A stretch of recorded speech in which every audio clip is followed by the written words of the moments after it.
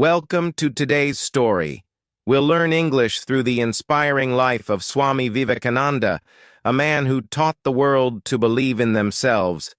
His words, "Arise, awake, and stop not till the goal is reached," will fire up your heart and improve your English as you listen. Let's dive into his powerful journey. The birth of a legend. Imagine a young boy born in a small town in India, who would one day inspire millions across the globe with his wisdom, courage, and love for humanity. This boy was Swami Vivekananda, a man who changed how the world saw India and its spiritual heritage. Swami Vivekananda wasn't just a monk. He was a thinker, a leader, and a fighter who taught us how to live with purpose, strength, and kindness. Born as Narendranath Datta on 12th of January 1863 in Kolkata, India, he grew up in a family that taught him deep values, discipline, and compassion. His father, Vishwanath Datta, was a successful lawyer, and his mother, Bhuvaneshwari Devi, was a deeply spiritual woman. From the very beginning, Narendra was special, a mix of intelligence, curiosity, and fearlessness. Narendra was not an ordinary child. He was energetic, mischievous, and bold, but behind this playful nature was a brilliant mind and a kind heart. Let me share some of the most inspiring moments from his childhood. As a young boy, Narendra and his friends used to play near a big tree in their neighborhood. One day, an elder told them, "There's a ghost in that tree. Don't go near it." All the children became scared, except for Narendra. He said, "If there is a ghost, let me see it." He climbed the tree confidently and sat there for hours. When he came down, he told everyone, "There is no ghost. It was just your fear." This story teaches us how Swami Vivekananda always questioned superstitions and fear. He believed in seeking the truth and facing challenges boldly. Narendra's mother was his first teacher, and she taught him valuable lessons through small actions.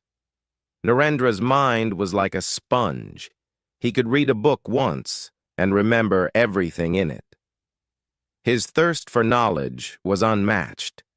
He would ask deep, challenging questions to his teachers like, "Have you seen God?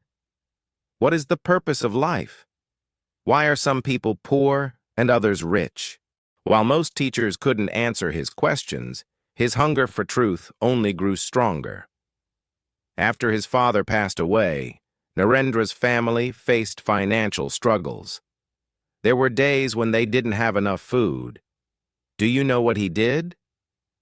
Narendra used to lie to his family, saying, "I have already eaten." He wanted his mother and siblings to eat without worry. This selfless act showed his deep love for his family and taught us the value of sacrifice.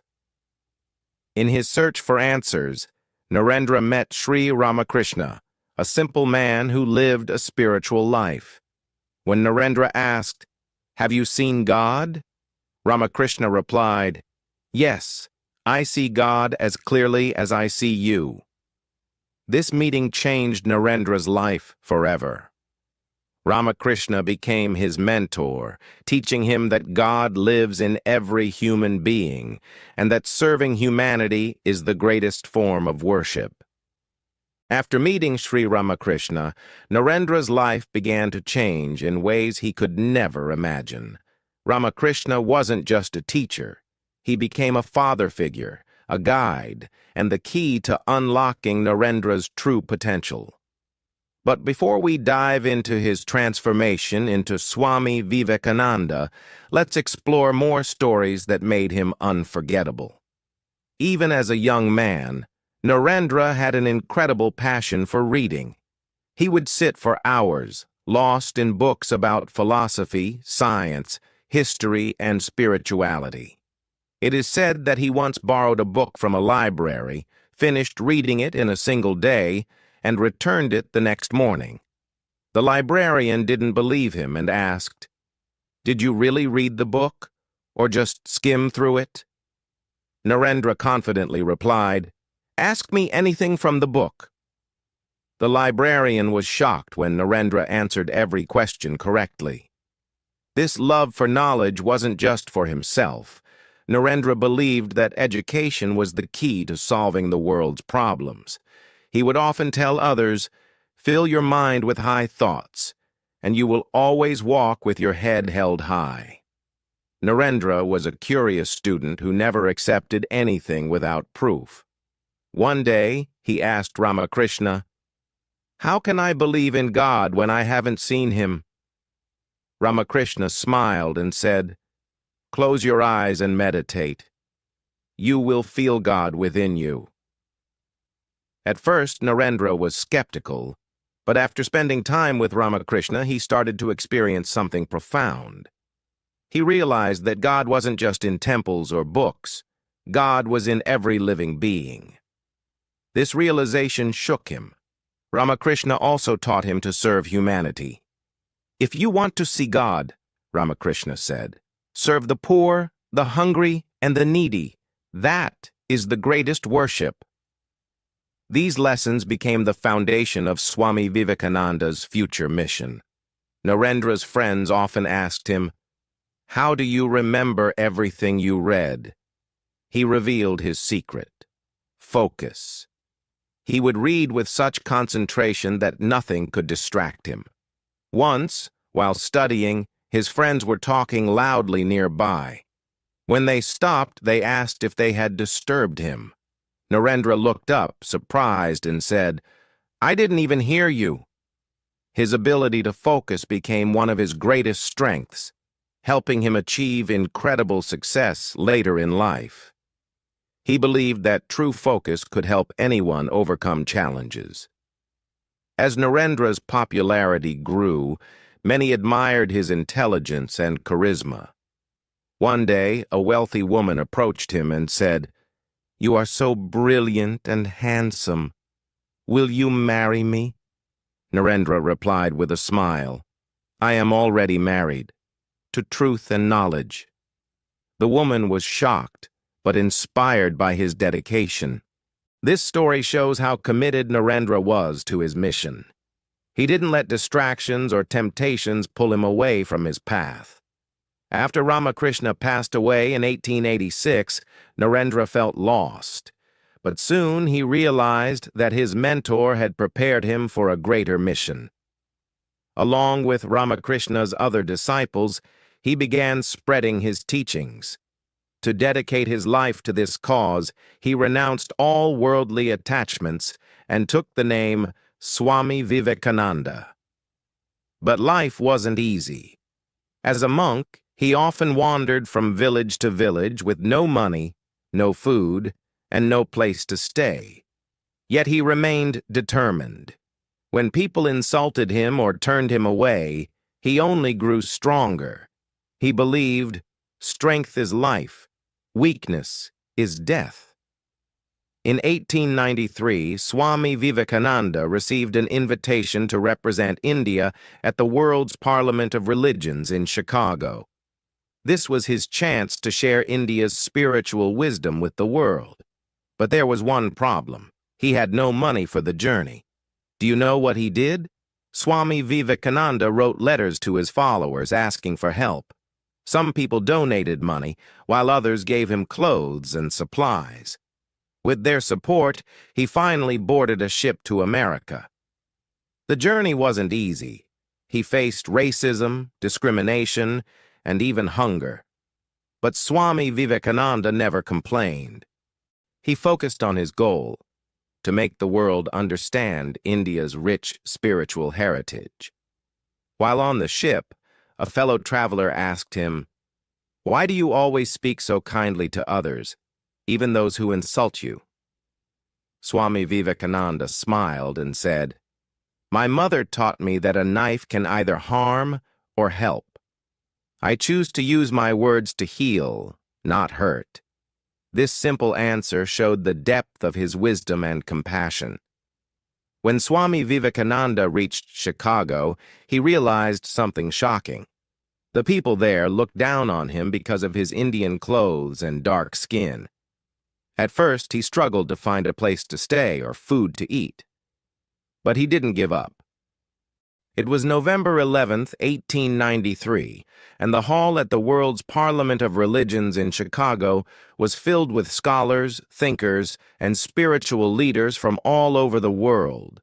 The event was prestigious, and every speaker came with prepared notes and polished speeches. Swami Vivekananda, however, had no written speech. He only carried his faith, wisdom, and love for humanity. When his turn came, he stood up in his traditional saffron robes, looking calm and composed. The moment he said, "Sisters and brothers of America," something magical happened. The audience, which had been formal and serious until then, erupted in applause. The hall echoed with claps, cheers, and whistles for nearly 2 minutes. People were moved, not just by his words, but by the way he addressed them with warmth and inclusivity. Swami Vivekananda didn't speak to impress. He spoke to connect. He spoke about the essence of India's spiritual teachings and the importance of harmony among religions. Here are some key points from his speech. Unity in diversity. He explained how all religions are paths to the same truth. He said, as the different streams, having their sources in different places, all mingle their water in the sea, so, O Lord, the different paths which men take, all lead to Thee. This message of unity touched everyone's hearts. The spirit of tolerance. He shared how India had welcomed people of different faiths for centuries. I am proud to belong to a nation which has sheltered the persecuted and the refugees of all religions and all nations of the earth, he said. A warning against religious intolerance. Swami Vivekananda didn't shy away from pointing out the dangers of religious fanaticism. He called for love and respect among all faiths, saying that hatred only leads to destruction. The audience was captivated. They listened to him for over 2 hours, completely mesmerized. Many people later said it felt as though they were listening to a divine voice. Some even had tears in their eyes, feeling inspired and humbled. After his speech, Swami Vivekananda became an instant celebrity. Newspapers across America praised him, calling him a spiritual genius and the voice of India. People from all walks of life wanted to meet him, learn from him, and understand more about India's spiritual heritage. His calm demeanor, sharp intellect, and magnetic personality made him a favorite among everyone. It wasn't just what he said, it was how he made people feel. He gave them hope, strength, and a new way of looking at the world. Before Swami Vivekananda's speech, many Westerners had a narrow and often negative view of India. They thought of it as a land of poverty, superstitions, and snake charmers. But after hearing him, their perspective changed completely. One American woman wrote in her diary, "If this is what Indian culture produces, then we must learn from them." His words had the power to not only educate, but also inspire respect and admiration for India. After the Parliament, Swami Vivekananda spent several months traveling across the United States, giving lectures and meeting people. Everywhere he went, large crowds gathered to hear him speak. He talked about topics like the importance of self-confidence, the need to rise above selfishness and greed, the value of helping others. He also gave simple yet profound teachings like, take risks in life. If you win, you can lead. If you lose, you can guide. People often asked him, "Swami, how can we live a good life?" He would reply, "The best way to live is to serve others. Love and service are the highest forms of worship. While Swami Vivekananda was admired by many, not everyone welcomed him warmly. Some teachers and religious leaders in America felt threatened by his popularity. They tried to discredit him by spreading false rumors. But Swami Vivekananda never reacted with anger or hatred. Instead, he smiled and said, "Criticism is the price of greatness. It only makes me stronger." One evening, after a long day of lectures, Swami Vivekananda was walking in a park when he saw a poor man sitting under a tree, shivering in the cold. Without hesitation, he took off his own shawl and gave it to the man, saying, "You need this more than I do." This small act of kindness touched everyone who witnessed it. Swami Vivekananda's greatness wasn't just in his words, it was in his actions. Swami Vivekananda believed deeply in the power of young people. He often said, "You are the creators of your own destiny. Believe in yourself, and you will be unstoppable." When someone asked him, "What is your advice to the youth?" he replied, "Be fearless. Work hard. Help others." He encouraged them to dream big and never give up, no matter how hard life gets. After winning the hearts of the West, Swami Vivekananda knew his mission was far from complete. His journey was not just about inspiring others, it was about transforming humanity and awakening the sleeping spirit of his beloved India. He returned to his homeland in 1897, greeted by thousands who saw him as a hero, a symbol of strength and wisdom. Swami Vivekananda was deeply pained by the poverty, suffering, and lack of self-confidence in his country. But he believed in the potential of every Indian. At a gathering, he thundered, "Arise, awake, and stop not until the goal is reached." This simple yet powerful call became a mantra for the youth of India. He urged people to break free from superstition, fear, and passivity. He said, "You are the makers of your own destiny. Stand up, be strong, and take responsibility for your life." Swami Vivekananda believed that education was the key to India's revival. But for him, true education was not just about books and degrees. He said, "Education is the manifestation of the perfection already in man." He dreamed of an India where every child had the opportunity to learn, grow, and achieve greatness. Swami Vivekananda had a way of explaining life in the simplest and most profound words. Some of his teachings include: 1. Focus on the present. Do one thing at a time, and while doing it, put your whole soul into it to the exclusion of all else. He taught people to stop worrying about the past or future and focus entirely on the present moment. 2. Embrace challenges. In a day when you don't come across any problems, you can be sure that you are on the wrong path. He saw obstacles as opportunities for growth. 3. Be fearless. Strength is life, weakness is death. He constantly reminded people that fear is the greatest enemy. 4. Lifelong learning. Learn as if you were to live forever. Swami Vivekananda believed that every day is an opportunity to learn and grow. Swami Vivekananda didn't just preach, he lived by his words. One of the most inspiring stories from his life happened during a lecture in Kolkata. A young man approached him and said, "Swami, I want to achieve greatness, but I don't know how."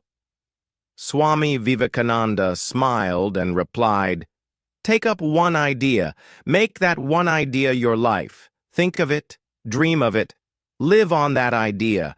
Let your brain, muscles, nerves, and every part of your body be full of that idea, and just leave every other idea alone. This is the way to success." The young man followed his advice and later became a successful businessman, who credited Swami Vivekananda for changing his life. Swami Vivekananda believed that spirituality was the foundation of a strong life.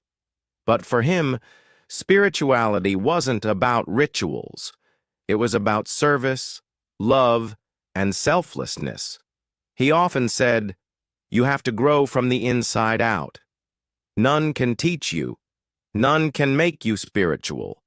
There is no other teacher but your own soul." He practiced what he preached. Once, during a drought, Swami Vivekananda worked day and night to distribute food and water to the starving villagers. When asked why he was doing this, he replied, "Serving others is the greatest worship." Many people wondered how Swami Vivekananda managed to do so much in his life. What was his secret? He once revealed, "The secret of life is to have no fear and no distractions. Be fully present in everything you do." He also emphasized discipline and focus. Think deeply, but don't overthink. Worrying doesn't solve problems. Actions do. Work hard and trust the results to come. As Swami Vivekananda traveled across India, he continued to inspire millions. His health, however, began to deteriorate due to overwork. Despite this, he never stopped. He believed his mission was more important than his own comfort. He told his disciples, "It is not life that matters, but the courage you bring to it. Even if I die tomorrow, my work will live on." On the 4th of July, 1902, Swami Vivekananda passed away at the young age of 39. But even in his final moments, he was calm and full of wisdom. Before his passing, he meditated deeply and told his disciples, "I have done my work. Now it is time for me to leave. Be strong, be fearless, and serve others." Swami Vivekananda's life was short, but his impact was eternal. His teachings continue to inspire people worldwide. He showed us how to live with courage, compassion, and purpose. His words remain a guiding light for anyone seeking greatness.